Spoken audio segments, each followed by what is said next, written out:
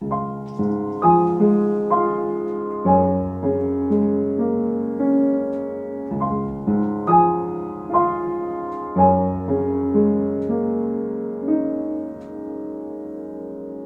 everyone. Welcome to our podcast, Pedagogy Geeks. I'm Ariel Weiss. And I'm Ryan Tusing. I'm a pianist and piano teacher living here in Virginia. And I'm a dancer and Alexander Technique teacher here in Philadelphia. We invite you to join us in exploring the hows and whys behind what we teach musicians so that we can help promote the integration of wellness and musicianship. We welcome your questions and we hope to inspire your curiosity. And to support and encourage re-examining, rediscovering, and bringing embodiment and creativity into our teaching. We're especially pleased to welcome Angela Bilger to our guest for today's Pedagogy Geeks topic: how do injuries harm the music and the musician? Angela is a French horn player and brings a wealth of expertise to this topic. I'm so pleased you could join us today. Angela recently moved to the North Shore of Chicago from Philadelphia, where she played frequently with the Philadelphia Orchestra, as well as being second horn with Opera Philadelphia. She currently is teaching privately, coaching chamber music at Northwestern University, and will also soon be joining the Chicago-based Sapphire Woodwind Quintet as their newest member. She is the founder of Musicians Well, which is a website that showcases musicians who have experienced injury or other conditions and tells the story about their recoveries. Welcome, Angela. Thank you so much for having me. I'm very excited to be with both of you. Let's begin by talking about how prevalent injuries are among musicians. As in surveying a number of studies in preparation for our recording today, I found that on average, most of the studies that I looked at showed approximately 75 to 80% of musicians surveyed experienced pain or injury of some sort in the context of being students or professionally. And while, just as in exploring the variety of these, some of the studies were done in Germany, some from Australia, some from the United States. So it didn't appear to be just a localized small area. It seemed to be, fairly widely ranging. And so I would just be curious to hear your thoughts, both of you, in terms of what do you think those statistics represent? What can we learn from those, and what should they get us thinking about? Well, I would say that not being a scientist and not taking a scientific approach to studying this, but just purely from experience and anecdotally, it does seem like most musicians at some point in their lives deal with something. Have challenges of some kind to overcome. Now, it's not necessarily always a playing related injury, although that there is still certainly that happens quite often. But sometimes it's just life that happens. You go hiking and fall on your face on a rock like I did one time. You take a step off a curb and you hurt your wrist, or you have cancer and the treatments from it show up in different ways. Like they affect your nerves, or like the nerves in your face or the nerves in your hands, or you have a concussion. So I think it's a it's a combination of both. There are playing related injuries, and then life happens. And sometimes there's an overlap between the two. And one exacerbates the other. So I think that most musicians in their lives will have something to deal with. Yeah. Angela, I am so glad you brought that up right from the get-go of our conversation, that it's not just playing related injuries that can happen. And unfortunately, my experience, not as a musician, but as an Alexander teacher working with musicians, is that the culture is such of shame that people hide their injuries. And so it's shocking to me how prevalent injuries are amongst musicians. And I think this cultural aspect that you're not supposed to say you're injured, you're supposed to hide it, exacerbates the problem. And so that people don't seek help, they don't prioritize their own well-being. And so I've seen that in really extreme cases in my practice. So I think we should all be shocked at how prevalent injuries are. And I don't think most people would think that about musicians, because again, I'm kind of skipping to the next question, but I think we have to look at not just the prevalence, but what's the culture behind helping build the prevalence of injuries instead of addressing the injuries and helping people get help. So in my mind, those are very interrelated topics. Yes? Yes. So yeah, anecdotally, when I teach master classes, I often tell the story about Mr. Alexander as a young man. He was an orator, he was an actor. And the reason why we have Alexander technique is because he started to lose his voice on stage. So when I go teach a master class, especially to singers or actors, people who use their voice professionally, I always ask, how many of you have ever lost your voice on stage? And again, I'm not a scientist, but anecdotally, I always get at least half the hands in a room that go up. And then I say to people, you should be shocked by that. Like, why do we think that's, normal? Like, what's going on here? So I'm so glad we're addressing this topic today. It's important, right, to bring it out into the light so we can address it. Yeah. So what kinds of injuries, Angela, you already talked about this, the fact that it's not just from playing, right? You went for a hike one day and face planted. So what other kinds of injuries have you personally experienced or dealt with students in your studio? Yeah, well, so there are those kinds of injuries where I fell on the rock. And this was like 2001, and I had to play Shostakovich cello concerto, which has a very prominent horn part, like the next week. And I did it, and it was so there are those kinds of injuries where you get bashed in the face or something happens, and you end up being fine. One time a violin case fell from an overhead compartment right onto my chops right before a concert. It's like a magnet. I don't know. Jeez. Oh. But then there are also once my son was born, especially, and he was in that sort of preschool toddler phase, and it's very physical, so it was a combination of sort of handling him and handling travel, and then also stress, and then sitting and playing for hours, and like playing on a new horn, and so like there are combinations that in life that happen that lead to like I had neck stuff and I had back stuff and I had shoulder stuff, and and those are all things that I just moved through, and most people do. The one that got me was in 2017, also part life and part playing. I got a canker sore, and it was just and I'm prone to canker sores. I've had many of them. I get them all the time, and I played through them all the time. No problems, I mean, it's not easy, it's not fun, but you get through it. And but this one was different, and just the particular circumstances of what I was playing, what I was working on, when, and I just tried to play through it. And I tried to back out of what I was playing with, but there was nobody free. Like the personnel manager was like, literally, there's no one free in the whole Eastern Seaboard, like, so, no pressure.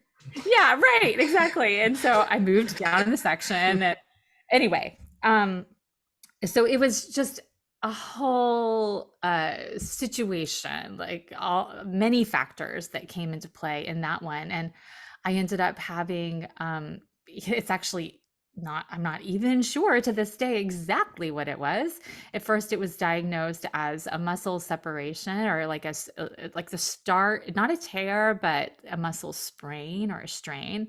Doesn't sound like a big deal, right? And um but but then later, about a year later, another doctor diagnosed it as nerve damage. So anyway, I'm still not completely clear on what it was, and maybe it was a little bit of both. So yeah, so that situation caused that injury for me, and that took me out. That the music stopped for a while. Yeah. And I tried to not let it stop. I tried to like rehab it probably too soon.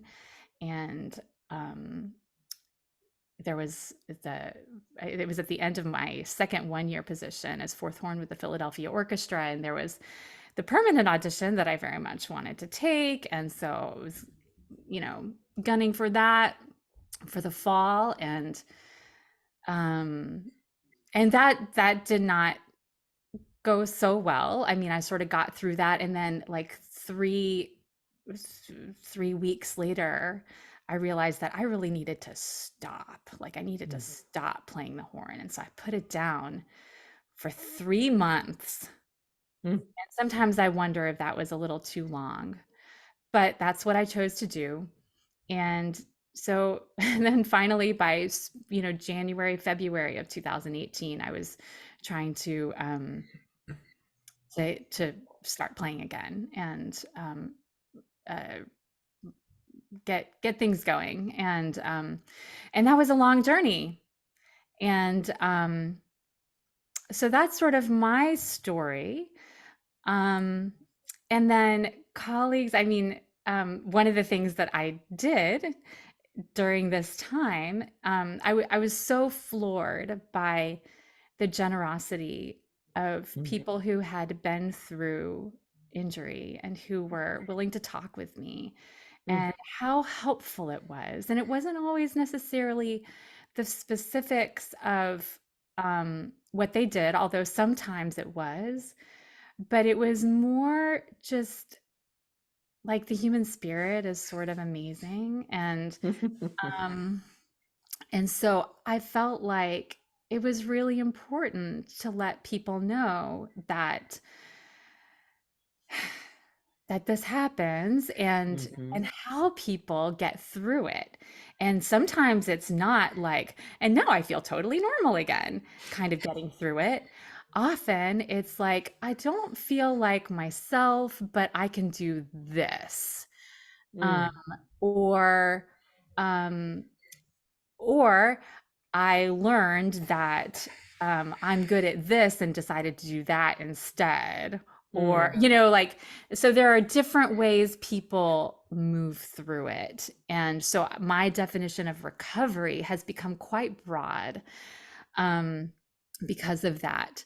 Um, so yeah, I guess that's just a long-winded way of saying that that's how Musicians Well was born, is that I decided that I really wanted to, or willing to talk to me. And not everybody wants to talk. And that's also okay, because this is like a very,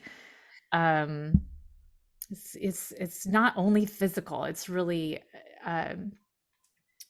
it's in your mind too, and sometimes it gets stuck there, and sometimes it's not helpful to think about it or talk about it. Sometimes it is, but sometimes it's not. So I'm totally fine with people who say no, thank you. but I think just in the response that I've had from so many musicians who have had injuries, who have found my website, I know that it does do a lot of good in helping people to know that they're not alone, and that there is a community out there for them that can support them and help them through it. So, and I didn't even answer your question. I answered the question about me. You answered the question wonderfully. You took us on a little tour. Yeah, yes, along the scenic route. Well, but there are so many facets to this topic. I mean, Yes. we probably could do a whole year's worth of podcasting on this topic Yeah. easily. And Uh-huh. so thank you for bringing in those facets about how a physical injury is never just a physical injury. Right. Doesn't exist. Of course, it impacts you emotionally and psychologically, and how you interface with the world, all of those things, right? We're not just bodies, we're humans. Yeah. And there is sometimes a time to stop, Mm-hmm. right? And Mm-hmm. not fight through. And sometimes you can play through, and making those decisions and calls can be torturous. Can we just call it? Oh, Can I yes. call Oh, can I yes. say that? Is that all right? Oh, Yeah. no, listen, I brought out my notebook because I'm a notebook person. And I had a notebook that chronicled every single thing I felt early on in my injury, every single day, and what I was doing and everything. And I looked at that for about 18 seconds. And I said, you know what? I'm going to put this away. It was so torturous, the Yeah. process of the Yeah. early days of the injury, and then the early days of after I took the 3 months off, trying to just find my way. Torture. Torture. Yeah. It can be quite traumatic in my Yeah. experience as helping musicians that are injured. Yeah. It can be quite a vulnerable time Hmm. where they're afraid to let people know they're injured. They're afraid they won't be able to play again. I mean, there's all kinds of factors in there. But Ryan, I want to make sure we make some space for you about your own personal history with injury or not. Not all musicians do get injured, but you have a piano studio, so I'm curious what kind of injuries you may have encountered. Yeah, I've been very fortunate in that I have not experienced injury personally. I sort of experienced something that was kind of tangential to it, though not the same as this. I was finding at a certain point in my playing, as I was getting into more and more advanced repertoire, I was finding that I was feeling, some fatigue and some limitations in my playing. So that was something that for me that signaled that I, needed to get some help with that. So thankfully I was able to do that. And that I think that, potentially saved me from becoming injured, at least as it relates to a lot of like the piano technique sort of things. So that's sort of my experience. I've been studying the Taubman approach for a number of years now, and I've actually worked with some students who have had tendonitis in both arms, various situations, and have been able to help them, through some of those things. And I just have to comment briefly. I really appreciate so much what Angela was saying about looking at injury not merely as a set of symptoms and experiences, but really considering the whole experience of the people that are dealing with this. Because I think sometimes as teachers, we're very much trying to be good teachers, and I think in so doing we're thinking, okay, what can I do to help the student with this situation to the best of my Mm-hmm. ability? And I think sometimes that even in our well-meaningness in that, we can sometimes, be treating symptoms instead of just thinking, okay, what is the experience of this Mm. person and how can I help, more broadly? Ooh, nice one, Ryan. Yes, because if we don't look at that whole dynamic exchange of how someone's even responding to the fact that they're injured, right? So I want to talk about tendonitis for a moment. I don't think I would feel in good conscience if I didn't just speak up about something, because there's a lot of repetitive strain injury. It's not the only kind of injury one can have from playing. And, again, as an outsider, it's been so interesting to work in a music conservatory and start to understand the different kind of cultures, even amongst musical instrument families and studios, because it's not quite the same to be a low brass player than to be a violinist or a pianist. They're different cultures. And I just got to name it. The pianists think they have to rehearse and practice more than anyone else. They are the most intense, anecdotally from my own experience. Yes, because a horn player knows they can't play more than a few hours a day or they're going to blow their chops out. Singers know they cannot overdo their voice or they'll blow it out. But pianists, I actually had a pianist tell me once they wish they didn't have to sleep so much so they could practice more. True story. Is that an extraordinary pianist? Yes. But it gave me, it kind of like woke me up to give me a little clue about the culture of how pianists think. Because I don't think that pianist was extreme, but it's kind of baked into, they're taught to practice more, more, more, more, more, more, more, more, more, more, more. And that impacts whether or not you get injured and whether or not you pay attention to when you're injured and make those difficult decisions. Do I need to slow down? Do I need to take a break? Right? If the idea that you cannot practice enough is ruling, then that's going to add in. So the worst injury I ever saw in my Alexander Technique studio was a pianist. Could you tell I was leading up to that? They had tendonitis. They played through the pain to the point where when they came to see me, they could no longer button their own clothing or feed themselves. That's pretty extreme. That's pretty extreme. I haven't heard from that pianist in years, and I'm hoping that's good news, that they're not in such dire straits that they need my help anymore. They came back from injury. I don't know that for sure. I do hope that's true. So tendonitis, if it ends in an itis, yes, it needs rest. You cannot play through tendonitis and get better. And interestingly, horn players, it's your left shoulder a lot of times, right? Yeah, It's not often, your depending chops. on how It's you're your set up. It's Mhm. so interesting that certain instruments have common injuries. Again, as an outsider, I found that very interesting. Mhm. Yes, horn Mhm. players, left shoulder, lots of tendonitis. So if you have tendonitis, folks, you need to rest. I just want to say that loud and proud. You need to rest. So if you have a gig and there's no one else to cover and you have to play it, you're going to have to figure out how to play in small enough chunks. Yes, you have to break up your practice time and your playing time, or you're gonna make that injury worse. So I just felt the need. But that's not the only kind of injuries, right? Musculoskeletal injuries, embouchure injuries are super, super common, right? But we've seen other kinds of injuries, haven't we? Right? Angela was mentioning back, right? Back pain, which Neck. I think neck pain, because instrumentalists don't even think that's an injury. They just think they're supposed to suffer. Right? But what I like to point out to my students is that if you've got that discomfort going on, which might be, kind of low grade or might be pretty extreme, that's like white noise. It's distracting you. It's taking attention away from musical thought and expressivity.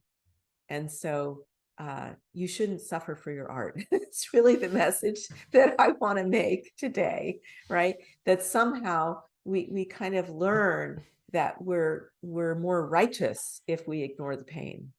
And I think that sets people up to make things quite a bit worse. That's what I'm trying to say here. But I'm curious what your thoughts are, guys.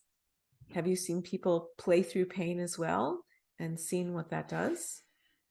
Yes, I have witnessed that. And, similarly, I've known colleagues and things, speaking specifically of pianists here, who have been in similar situations to what you're describing, where, they couldn't really open doorknobs. I mean, it was really, really extreme.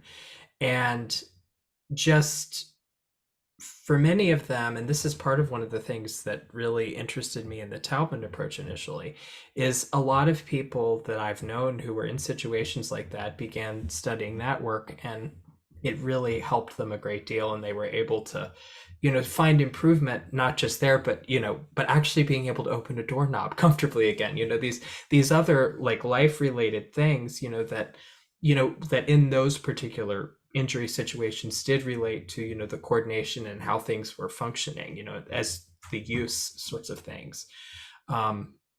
Yeah, it was really interesting to see that, and in just the situation where we can find ourselves being so deeply committed in it to our art and our work that we can feel like we have to push through that at any cost.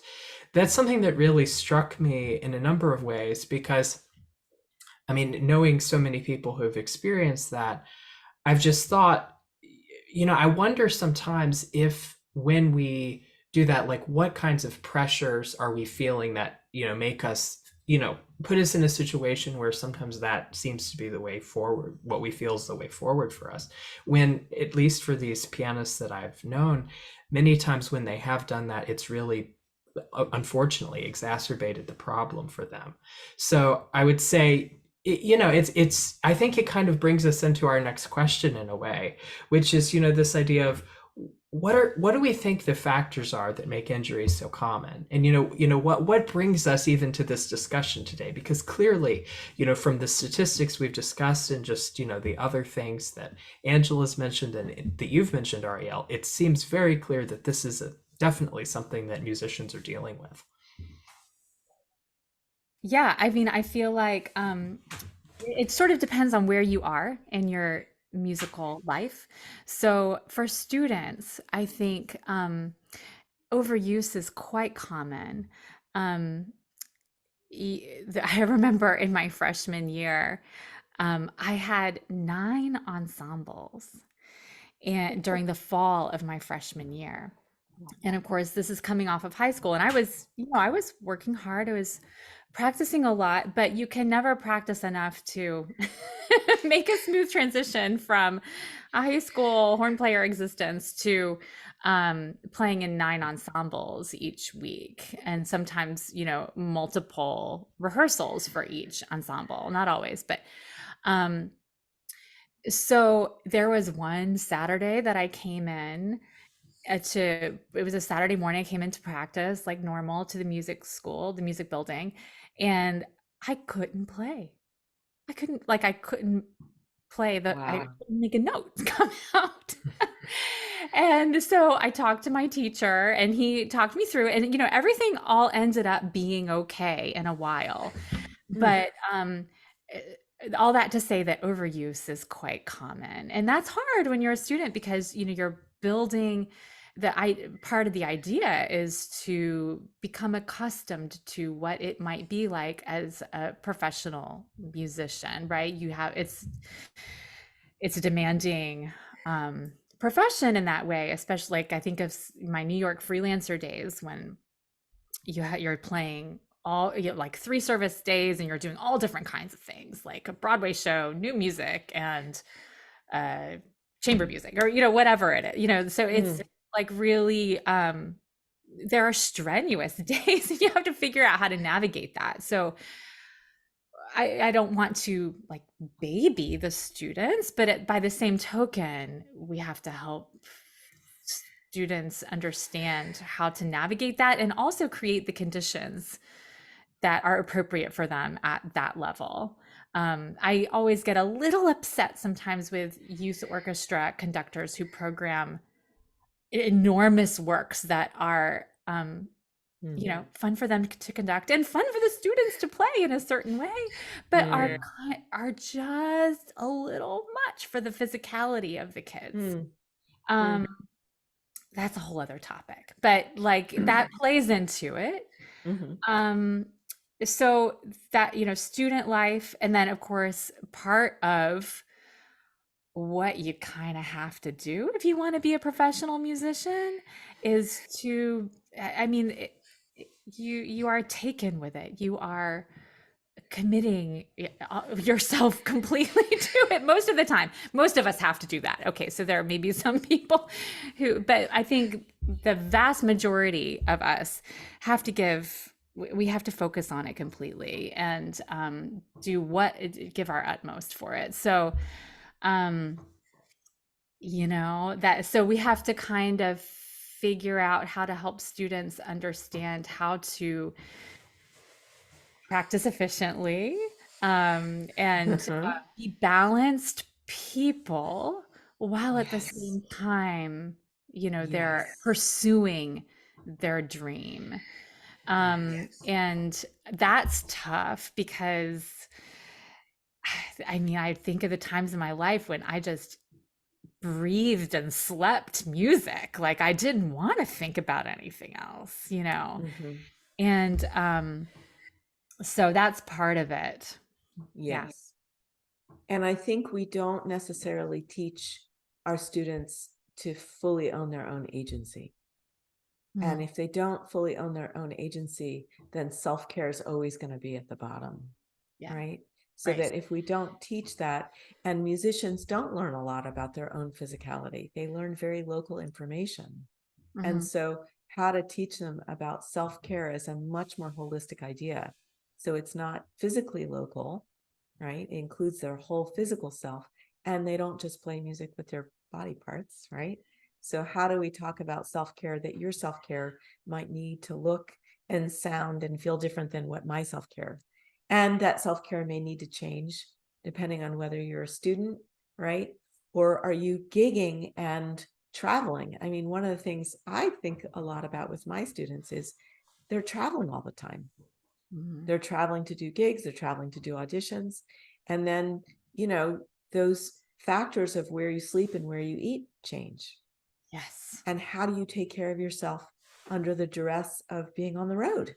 That's a real thing that I talk to my students about, Yes. because, right, if you don't get a good night's sleep, that's going to affect your playing the next day. So Yes. all those factors about how do you actually train not to be obedient and to be perfect, right? Right. And a slave to the music or your teacher or your conductor, how do you actually own that your well-being is important to music making? It's big. It's really a huge shift for many people, a new idea.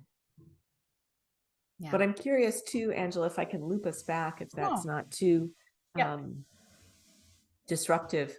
You've interviewed so many musicians, and overuse is not the only kind of injury, Right. right?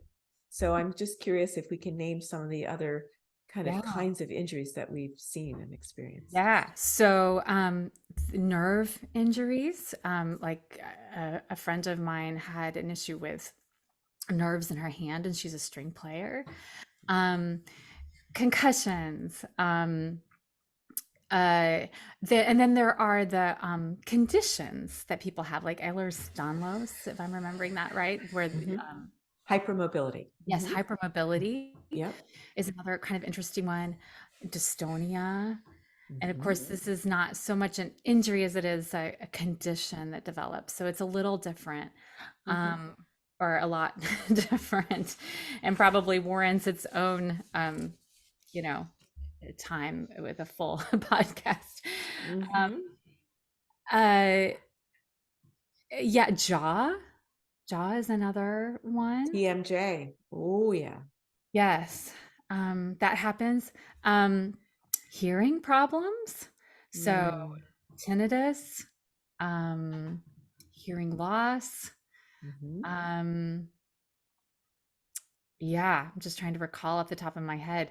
But yeah, in addition to the muscle tears and the bodily sort of repetitive injury strains that we see, there are all those other ones that people are dealing with in Mhm. quite extraordinary ways. So, Yeah. yeah, actually, in thinking about how people deal with them, there's one woman that I interviewed, a flute player, Juliana Nichols, and she had brain surgery to as part of a research project, and it's really helped. And it's sort of a similar surgery that um, they have for people with Parkinson's region of the brain, I guess. Hmm. And so she entered this study, and so that's kind of an interesting thing. So people do all kinds of things to move through whatever they're dealing with, and there's such a range of things that people have to deal with. Yeah, let's talk more about that. Yeah. So what do people do? What has helped your students? What has helped you move through injury? We've already talked about one of the most important things can be rest, actually stepping away from the instrument. And I just again want to clearly identify that it doesn't always have to be a total break from your instrument, right? Right. Like Angela, you did some experimenting with resting and playing in smaller bits, and then ultimately reach a decision to take a complete break, right? So I, in my experience with musicians, when you say you need to rest, a lot of times I get a lot of kickback. I get a lot of like, oh no, I can't do that. And so that I just want to say it's not an on-off switch, right? You can find a way to practice in smaller chunks, right? And so that you're not extending the time that you're playing, that if you want to practice an hour, instead of sitting down and practicing for an hour, if you sat down for 10 minutes 6 times during your day, that's a lot more work to organize your time, but going to be a lot healthier for your injury probably. So I just want to make that clear that rest can have quite a gradient of how you do that. It doesn't have to be on or off. Yes. And one of the tricky things about talking about injury is that even if you're comparing one muscle tear to another muscle tear, they're still different. Oh yeah. Every single injury is different. Mm-hmm. And it can have a lot of similarities, but still there's that room for, we're different people. We're built differently. We have different brains, Exactly. so we're all, yes, that's one of the tricky things in talking about it is there's always is that range of ways that you can deal with, that you can rest, as you said. And building back is different for everybody. And yeah, it's a tricky thing to talk about. Yes. And there's also like seeking out a professional, Yes. really make sure that you go see an expert in the field, not only of what kind of injury you have, but that has worked with musicians. Yes. Super Like important. whenever possible to reach out to your network and to find an expert that really understands not just the use of your voice, yes, but Mhm. understands if you're a singer, that's a pretty particular use, specialized use of your voice. Same thing with hand doctors and other kinds of doctors. But medical professionals, MDs, are not the only professionals we mean. Mhm. Yes. So, Right. Angela, I know you've done a ton of research. Yes. Yeah. So, what Yeah. kind of practitioners have the people you've interviewed gotten help from? Um, People go, I mean, to so many different kinds of people. Yes, medical professionals, physical therapists, um, craniosacral therapists, Mhm. um, people who are not trained medically, but who have worked with a lot of musicians, and that can go either way, depending. Um, they've been very helpful for some people, and it's one of those things that you just, I mean, with any professional, I think you have to realize that um, it's nobody is going to have the complete answer for you necessarily. And so like even in my own injury, I saw so many people and consulted with non-medical professionals and just people who like help with injuries. And I think it's really important to remember that you have to take the information, yes, and take what's helpful for you, and know that it's Mhm. okay to let go of the rest. And Mhm. so and then you can, it can stew and it can marinate in your mind a little bit, and then maybe a little bit later you might say, oh, actually that thing that I thought wasn't helpful could be helpful, so it's a process, and there's no complete right answer. Mm. But yeah, so physical therapists, doctors, and then various specialties of doctors. Um, Mhm. I went to see Linda Grace, the Rolfer, when I was having a lot of my shoulder and neck and back stuff, and she was very helpful. And so that's another thing that can be very helpful. And so you put yourself out there, try to find people who are used to working with musicians, and take what's helpful, and let the rest go if you need to let the rest go. Super important to say. Yes. Because if you put all your trust into one practitioner, right? And you just take their point of view, you have the possibility that they're not going to quite see the whole puzzle piece. And Yeah. if you go consult with a lot of people, you run the risk of kind of overwhelming yourself and not, right? Not, well, who should I listen to? And so each musician has to find the balance that works for them, right? Yes. Of consulting, but also filtering, like, is this actually helpful to me? So Yeah. again, I'm going to advocate for agency here, which Yes. is hard to do when you're injured and frightened and, kind of living in your startle pattern, right? But Yeah. how do you slow yourself down enough and, get the support you need? Yeah. Right. So we've got medical professionals in lots of different specialties. We have what I would call more movement specialists. I would put Alexander teachers more in that realm. Mhm. We have kind of structural people, massage therapists and rolfers and PTs that are going to kind of work with your structure. Yeah. But Yeah. there's also coaches, right? Mhm. That deal more, right? Because let's dive into that part of the conversation, guys. Right? Physical injuries don't just impact physically the mechanism of making music, right? It Right. impacts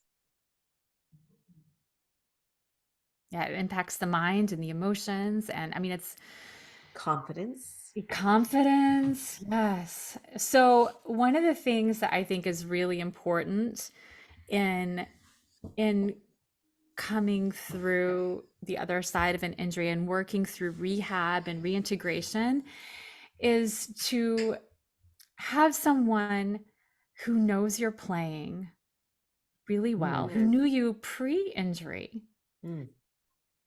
who knows you're playing well and can help save you from yourself.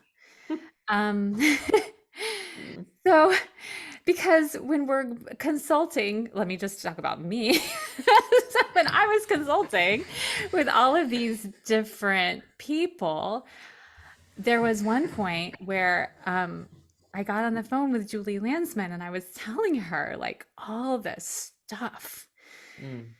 that was, you know, broiling within me. And she was like, wow, you really got yourself tied up in a knot, didn't you? And I was like, yes. And for our listeners that may not know, Julie Lansman is a very well-known French horn player who was formerly the principal in the Met Opera, but also a very well-known pedagogue in the field. Yes. It's just Yeah. So for me, she was one of those people who, you know, I went and played with her, or played for her at least once, and talked with her a few times through the rehab, and she was one of those people who was able to just knock it back down to the basics, like keep it really simple. And I think it's important to find those people who can help untie your knots a little bit, keep it real. And Ariel, you have been one of those people for me. Even though you didn't know me pre-injury, you got to know me after I came to you after my injury at the suggestion of Julie Lansman. And you know, it just, you know, you help keep me, you keep it simple and you keep me sane. Like find the thing that makes it simple, that keeps it simple for you and keeps you sane.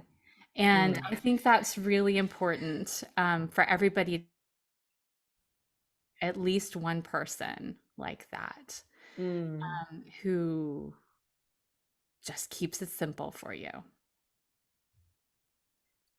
Well, thank you for that shout out. We probably should have disclosed that at the start, that Angela first started to come see me for Alexander lessons when she was going through that injured time period. Yeah. But that keeping it simple, yes, that's lovely to say, but what do we mean by it?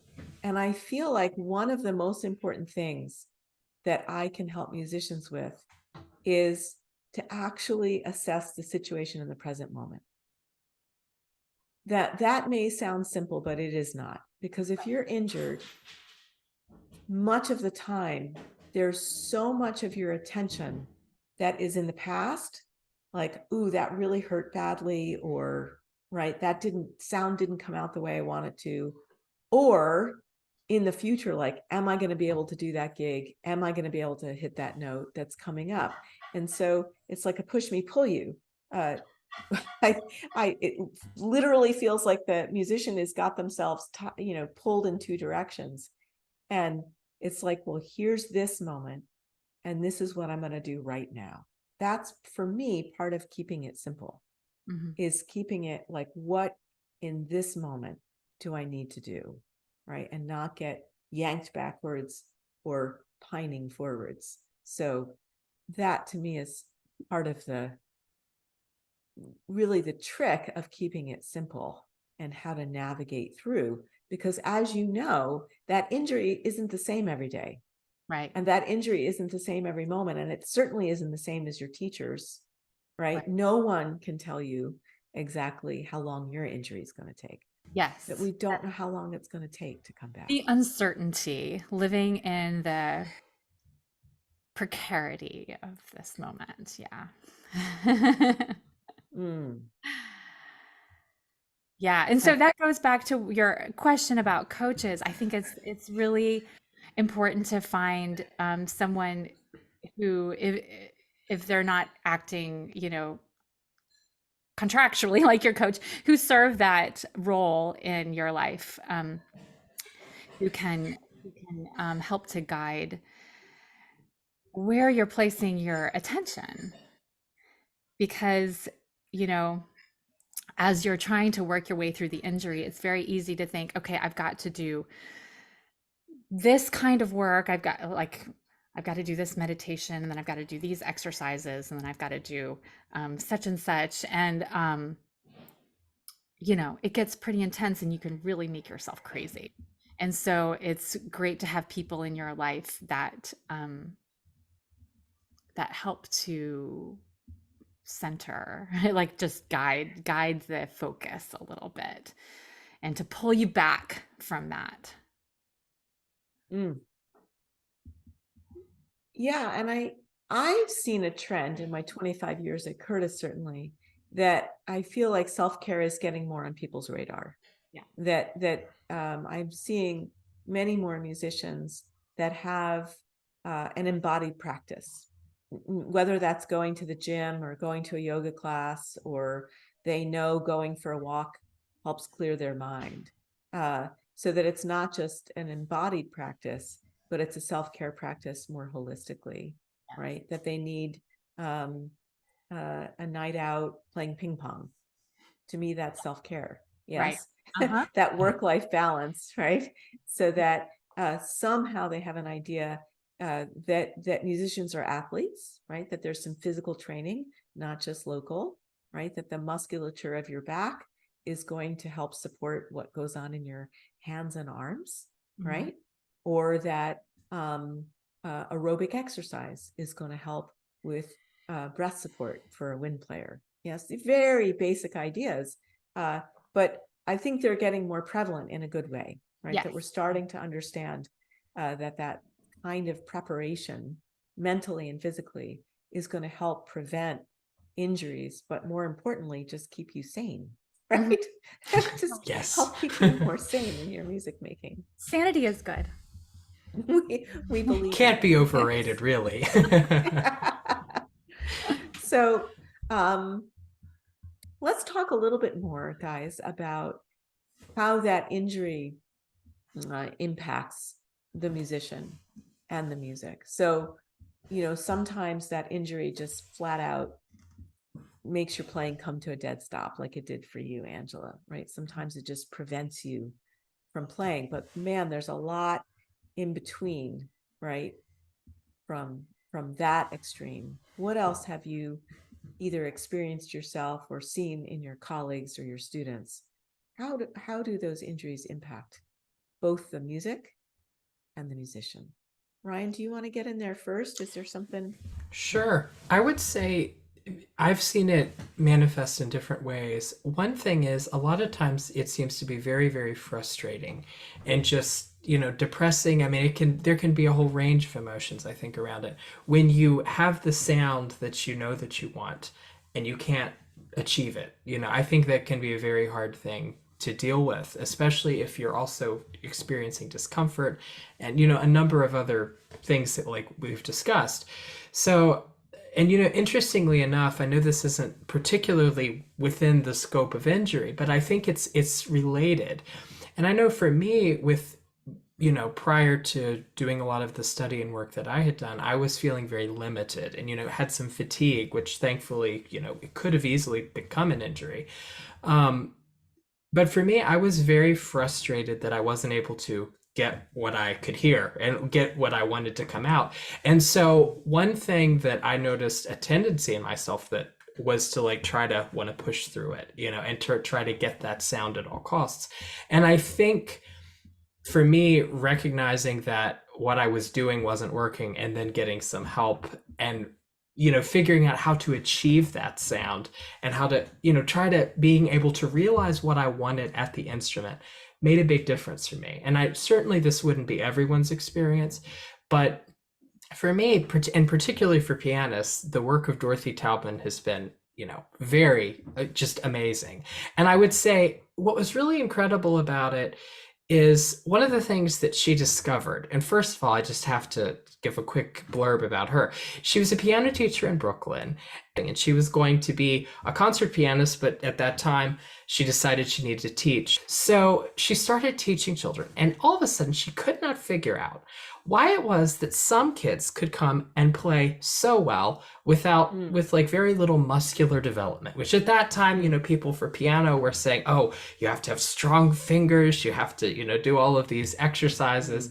And I think when she noticed that there were these, prodigies and these children that could play better than adults who had, been working hard for years, she couldn't understand why this was. And so for her, she wanted to figure it out.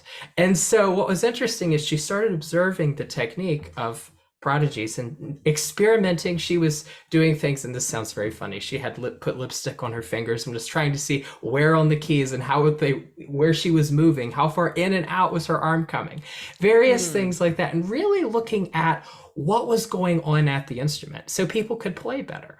What was interesting then about her work is she ended up figuring out kind of I think it was probably a surprise in a way that the movements and things that she found underlying it actually started to be very helpful to people who were having pain and injury at the instrument. And they started to make a huge difference for people with a wide range of conditions, from things like tendonitis, even people with dystonia have had found great help with that. So it's just kind of an interesting thing. And I think, my point in sharing that is that in some situations when we're thinking about this, it's, the music is always what we're after. So it's like, how do we do that? And I think, and do it in a healthy way, whether we're recovering from injury or trying to prevent injury. And I think one factor in that is can be, how are we approaching the technique that we bring to our instruments? What movements are we doing on a repetitive basis? So I'd say for me, that's one of the things that I really think is critical to the awareness. But as we've said in our conversation so far, I also think it's really important to recognize that that is not the only thing that can be going on. There are many other facets, as we've also discussed, but I would say, at least in my experience as a pianist and with other pianists, I really think that what we do at the instrument, and the way that we're putting a key down really can be impactful, in the process of how we're thinking about overcoming these things. Right. And so part of our interest in this podcast is to kind of help promote that paying attention to your whole self and how you move, and also your mindset, all those factors are going to help you be a healthier player. It doesn't mean you'll never get injured, right? It does not mean that. And there's no shame, and I'm not blaming anyone, but right, we're trying to create a field that doesn't set up the situation of that, play at any cost, right? Because that's going to help and aid and abet injuries, right? So for me, that cycle of fear with people and injuries, right? That it just helps perpetuate and keeps us stuck in the injury pattern. And so how do you hold on to your wish right, to your purpose, your love of music making. Remind someone, which can seem kind of painful if they're injured and can't play. And it's like, no, no, no, hold on to that and concentrate on mental practice. So when you have to put the instrument down, or when you choose to put the instrument down, it's because you want to get back to your instrument in a healthier way, right? That it's not putting yourself in prison, right? It's not punishment. It's I choose to put the instrument down. I choose to rest so that I can come back to that music with more of me, right? With a healthier me, with a more expressive me, right? And so that's a dance that I think people don't talk enough about, right? How do I not ignore the pain? La, la, la, la, la. I don't hear you, right? I'm just going to muscle my way through, right? Or get so enveloped by the pain that I'm afraid to walk down a street or pick anything up. And how do I find something in between? So you can do really productive practice that's mental practice, where you don't sing or play a note. There is so much to be gained. And sometimes an injury will force you to discover that. Right? May not be your first choice. And so sometimes I'm not saying you should be glad you were injured, but I'm always going to advocate for finding the lemonade with lemons, right? And so I've seen it happen many, many times that we get smarter when we get injured, if we choose to.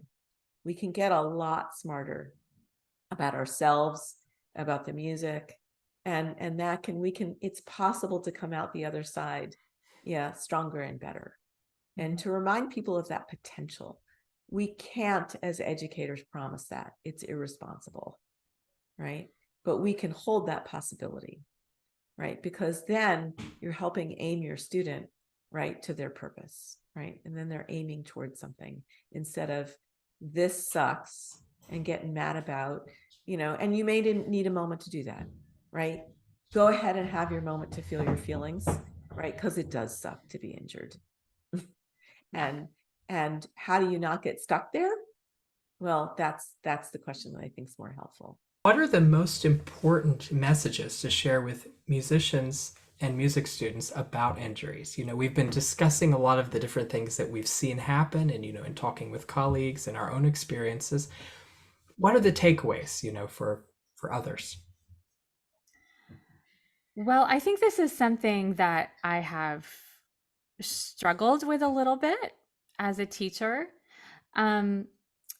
because I don't want the fear of an injury to ever get stuck in a student's head. And as I was thinking about this, I was thinking about the way my mom taught me to pass a semi truck on the highway. Like, you don't look at the truck, right? You don't look at the wheels that you're passing. You look at the line on whichever side of the car, hopefully the left, that is opposite, on the opposite side of the car of the truck.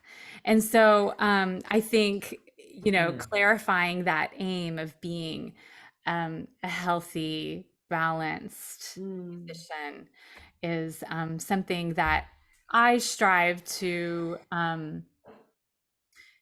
communicate to any of my students. And yeah, just to develop good habits. And also to let students know that discomfort is okay, it's part of growing, but pain not so much.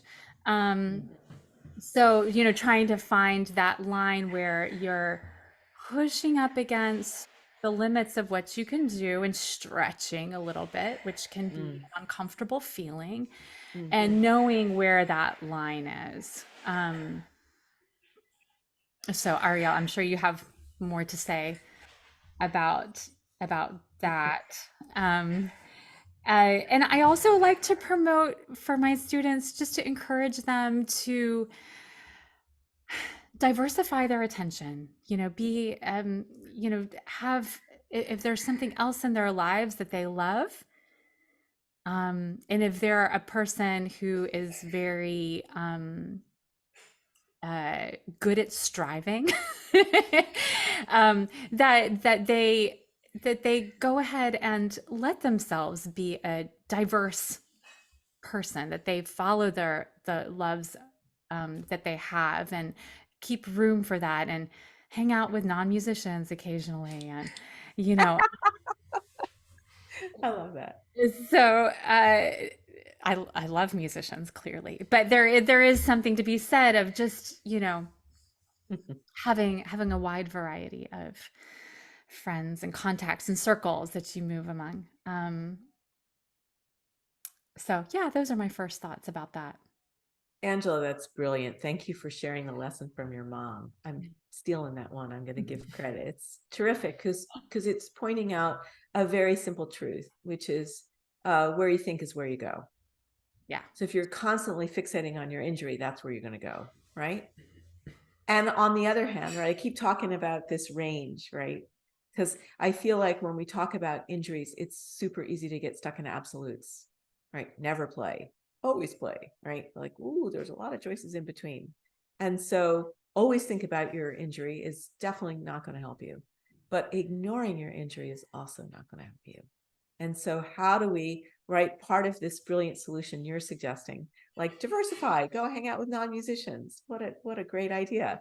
Well, that to me is putting your music making life in the context.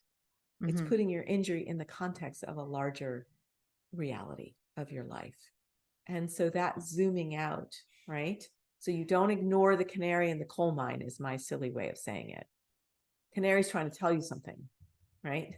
Canary's trying to tell you something, and you shouldn't have pain. And thank you for that beautiful articulation, Angela, between stretching and discomfort, pain, not so much, right? How do we teach our students to not be afraid of pain, right? But not ignore it?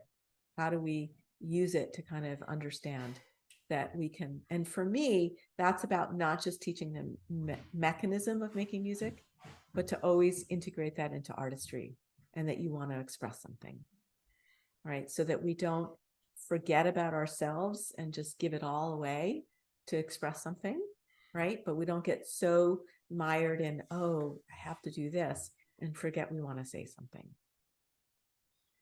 I think that's such a wonderful, wonderful point. I love what both of you have said. And it strikes me, with teaching many students, I think, to your point, Ariel, about, listening for the canary, and that the canary is trying to help you. You know what I mean? I think that's such a good point. And I think, on a very practical level, one thing that we can do for our students that can help them, totally not to be paranoid about, like, oh, is something going to go wrong and I'm afraid of something going wrong. But really, like, it, as we're working on things at the instrument or away from the instrument, like, as they're playing and as we're teaching them something in a lesson, constantly checking in with the student, be like, oh, how does that feel? Is that comfortable to do? Just checking in with those things and observing, and also using what we see and hear as feedback, but really just checking into those things in the process, so that in a sense we're kind of saying there's a canary there. We're not, it's not going off right now. Everything seems good. But by tuning into yourself in the process, you're going to be more apt to notice if something is starting to, feel uncomfortable. And that way it could maybe even be a preventative thing for some kinds of injuries. And if you're feeling uncomfortable, physically uncomfortable, to the point of strain, right? To Angela's point, like, they may feel uncomfortable because you're figuring out that coordination. But if it's morphing into strain, you're not making the best music possible. So it's not just, ooh, don't injure yourself.